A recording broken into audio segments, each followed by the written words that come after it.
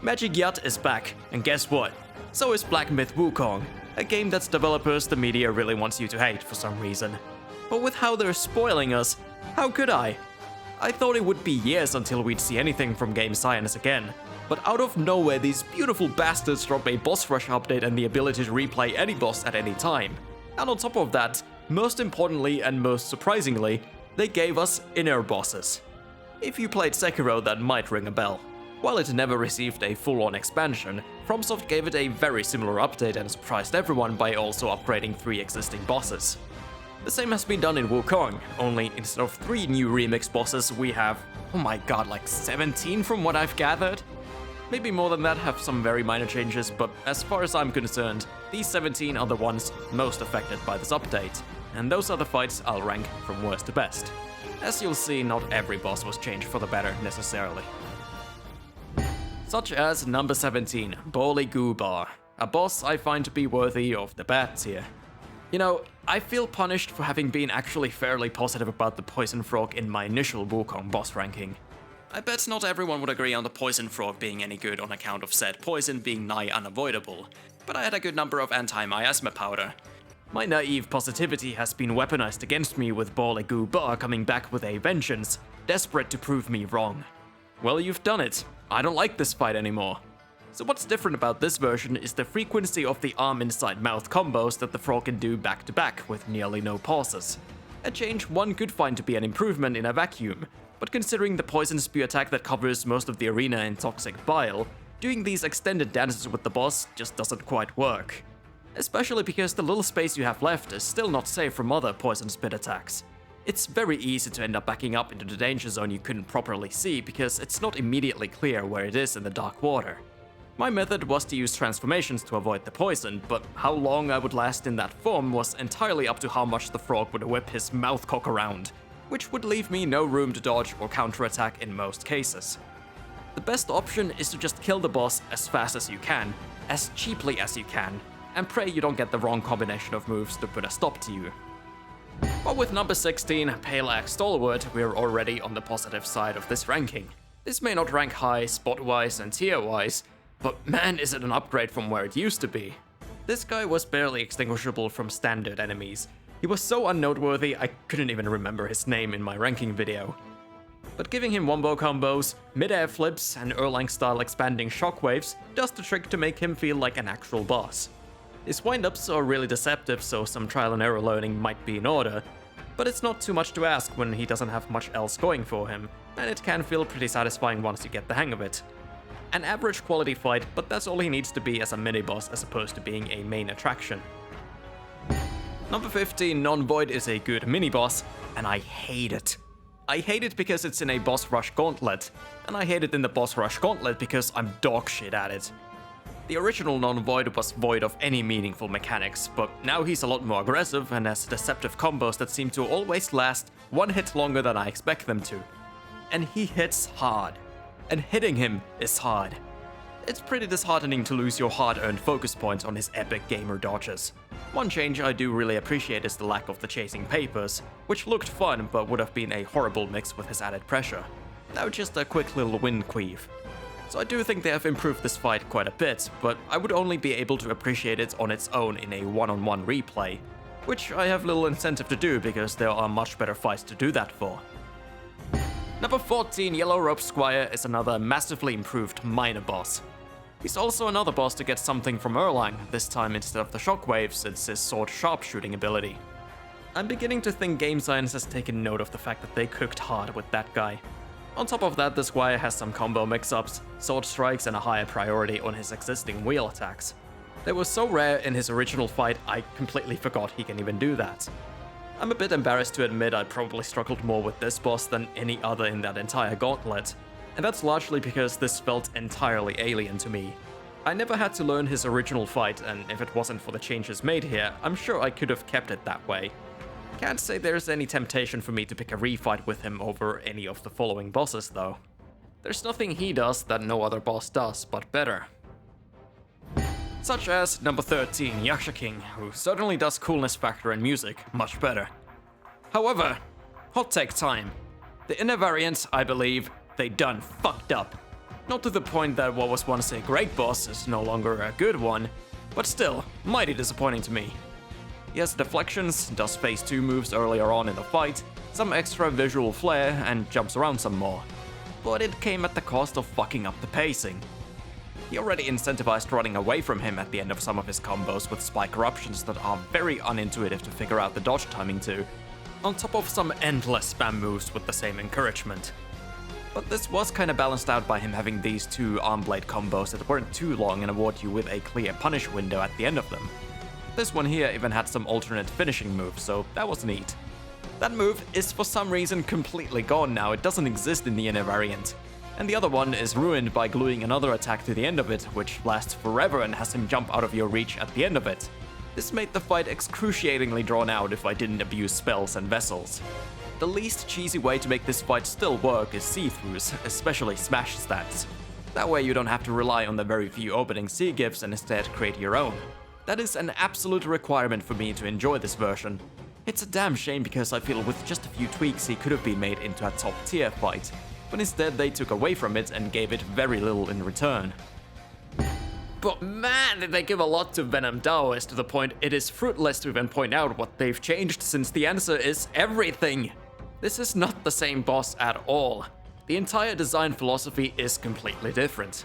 The only thing going for him before was that he swung his swords and you could break some of his limbs. Now everything revolves around him teleporting like crazy. And aside from some scripted mid-combo teleports, you can't really tell what's about to happen when he reappears. So quick reactions are a requirement. It also adds a hell of a lot more mobility and an erratic quality to how he moves around. He's kind of a one-trick pony, but that's a damn good trick, and he's a pretty cool pony. Not only is his offense and evasion more effective, but defense gets an upgrade too with his deflections, which forced me to learn to take advantage of all possible downtimes in his defense. Not an incredible boss, but I do think it is incredible how they transformed this into something completely different, when really they didn't have to do anything. Number 11, Non-Able, on the other hand, hasn't been transformed into being unrecognizable, but remains a solid fight nonetheless. Unless you're well familiar with both versions, you might not even notice the changes, aside from him not being tied up at the start. Main difference I've noted is that he's better at altering combos based on your distance to him. Before, his go-to move was often the jump kick, regardless of where you were. Now it's just used when you get out of reach during his combos. If you stay close instead, he'll throw some close-ranged punches. The same philosophy has been applied across the board, which is a high standard for, once again, just a mini-boss. My issues with the base Non-Able withstand, however. His flow isn't the best with pauses he has between every combo, and he just isn't a very cool boss in a game where most bosses have that factor. Though he does have some chat aura with him constantly talking about how he protects the weak and kills the strong. Number 10. Coolness factor is something the Emerald Armed Mantis doesn't lack in the slightest, despite being literally just a mantis. It's also the first great tier fight of this ranking, although I might be glazing here because really it's not much different from the original version, which I didn't love. I thought the whole war scenario itself was more fun than the actual battle, which felt a little unbalanced with super long combos that did a lot of damage despite the boss itself being fragile as a butterfly. He was very much a glass cannon. There isn't a huge shift in the design philosophy here, only some tweaks to his existing combos, and yet somehow it just clicks so much better for me. The reason I can't explain it too well is because it's all about flow. You know when there's good flow and you know when there isn't, and it's obviously very subjective to you. And for me, this just feels really damn good. The cool looking red slices, glowing eyes indicating instant attack releases, the delays and multi-hits you can avoid with good positioning, and the fact that when I see the startup to a combo, I never go, ugh, not this one, like I would before sometimes. All of it makes what's really the same fight design-wise much more enjoyable to me. Also the most important question I have about this boss. Why are there sounds of thunder inside Bashir's stomach? What the fuck did he eat besides us? Number 9 is my old nemesis, 100-eyed Daoist Master. I loathed this fight on my first playthrough where his hitboxes and targeting were wonky as shit, causing lots of missed hits for both me and the boss, as well as having shit pacing and boring attack patterns. Since then, they worked on enhancing the player experience, which I hear solved the hitbox problem, but not so much the rest. But now at long last, his journey of self-improvement has come to its final destination. and I believe he has at last achieved redemption. Now his patterns are made a little more unpredictable with optional combo finishers, as well as quick follow-up grabs in the first phase. He has quite a few cool moves I rarely see in this phase, some only triggered by creating distance you don't have much reason for. Still, it's nice they exist. For both phases his time-wasting attacks have been removed, and in this case that loss is a gain. Although, the first time I did this I saw him do one of them twice in a row, but never since after about 50 fights, and neither has anyone else I have talked to, so probably a bug. Now that all those issues have been addressed, I can finally see what they were going for with the second phase's slowdown mechanic. You have less stamina and your rolls are super slow, but the boss isn't too fast either. This puts extra emphasis on having to nail each dodge instead of panic roll spamming, and I dare say it makes successful attempts feel a lot more clean. It's particularly helped by good telegraphs in his attacks. A floating iris appearing right before an explosion, an implosion happening right after all the visible particles have been sucked in his hands, and just being better off keeping an eye on his hands and tail. You could skip the whole gimmick, of course, if you use the Weaver's Needle, but honestly, I'd rather not. I think this is fun. Non-white is number 8, and you know what else he is? Very underappreciated in this update. At least barely anyone I've talked to has seemed to realize just how much they've changed here, which is forgivable as they're pretty subtle, but they are game-changing. One of his weaknesses used to be that his parry counters could easily be exploited since he only ever did one retaliation attack, but now there's 2 on top of both having different potential follow-ups. These follow-ups also give you a glimpse of some of the rest of his moveset, which you might not otherwise see much should you keep pressure on him and force him to be on the defense. It's a shame really, because he has some sweet position checks with the lingering icicles. Regardless, I think this is the best iteration of guard counters in the game. And for phase 2, his lack of numerous combos is circumvented by giving him a bunch of mix-ups to get the most out of them. It's great and exactly how you can make fewer moves count for more, since you can never quite go on autopilot if you've memorized it all. All this rework is done on a solid foundation of an agile boss with sleek animations and one of the more memorable soundtracks playing. And thus, with this update, I believe he's now the best mini-boss in Wukong. I wish number 7 Yellow Wind Stage was another redemption story, but I find there are some major stipulations to see his full potential. Less so than before though. The Rat King of the Desert was a diamond in the rough with a phase 3 that had a fantastic moveset obscured by his Samadhi wind barriers and a chasing tornado.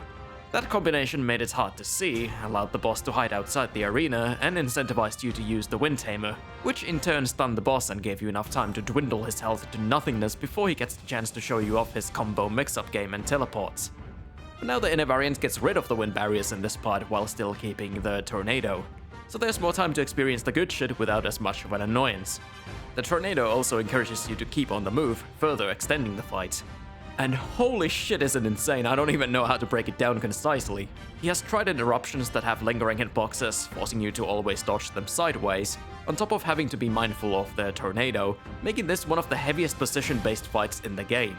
The coolest part of the original fight is expanded upon tenfold with the giant beetle carcass now becoming more than a single spectacle attack, and instead being a moveset staple in his toolkit in phase 3.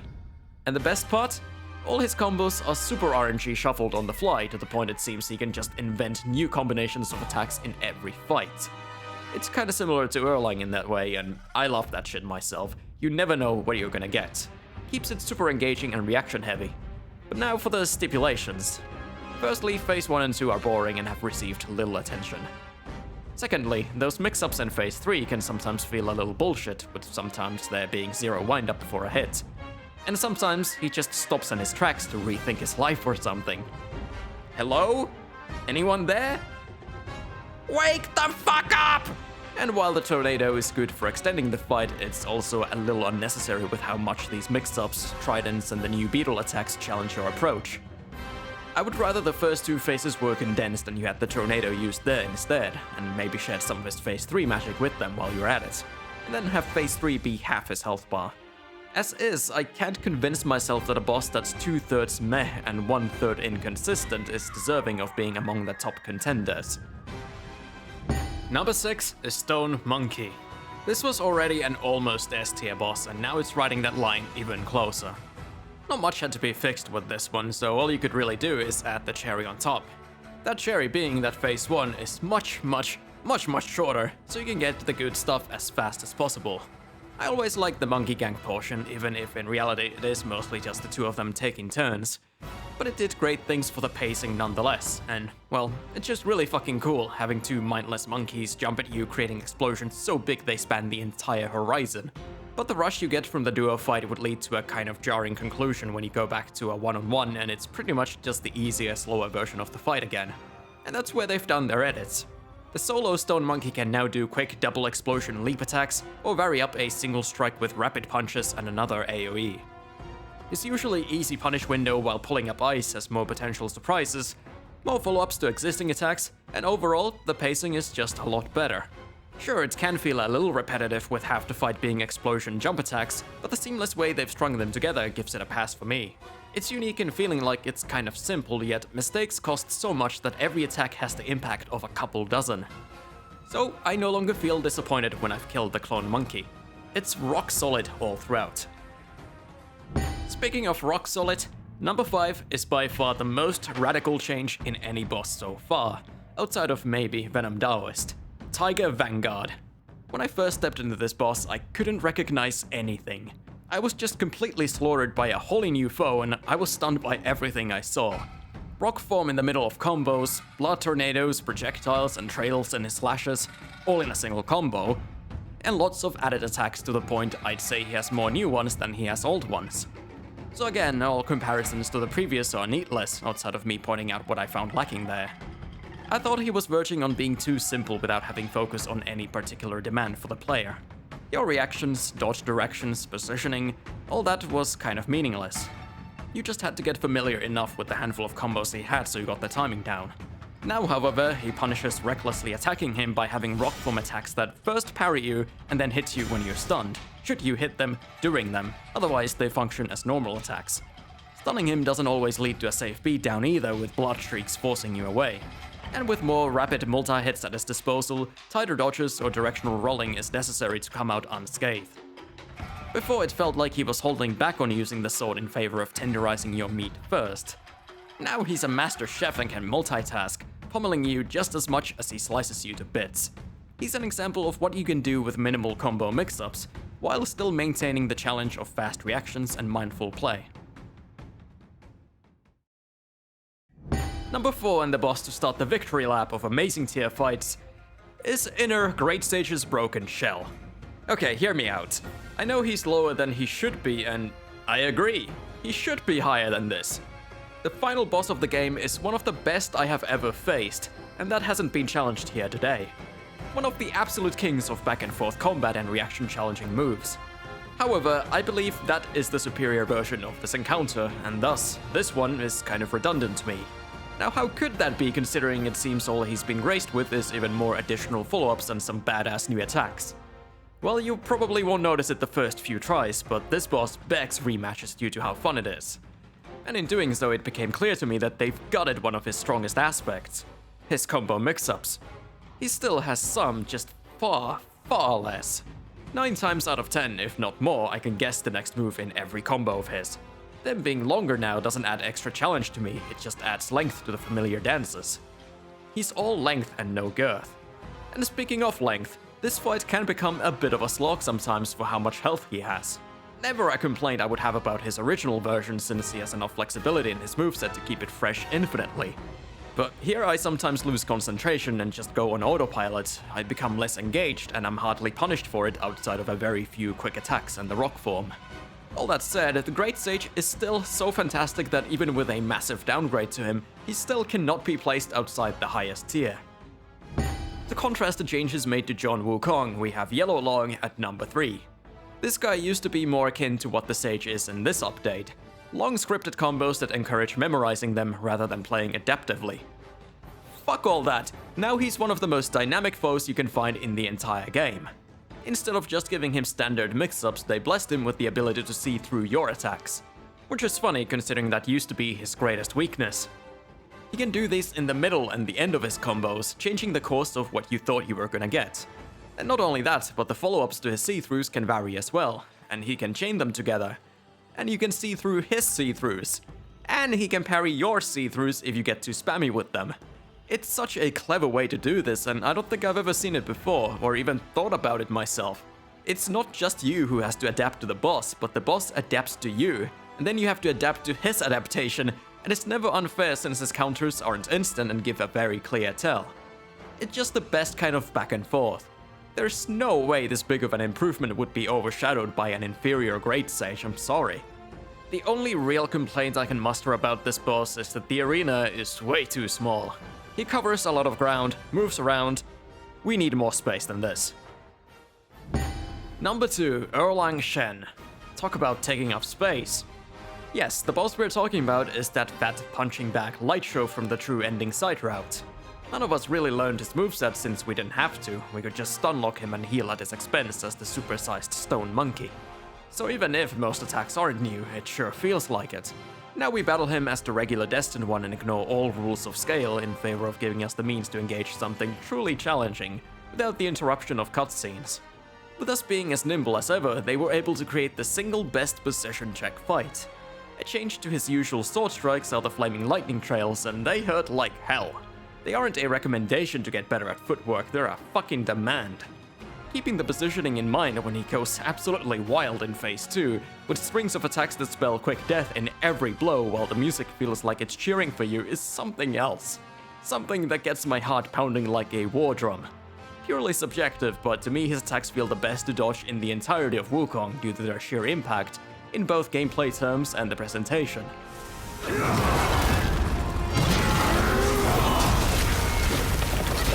And frankly, the fight is just really cool.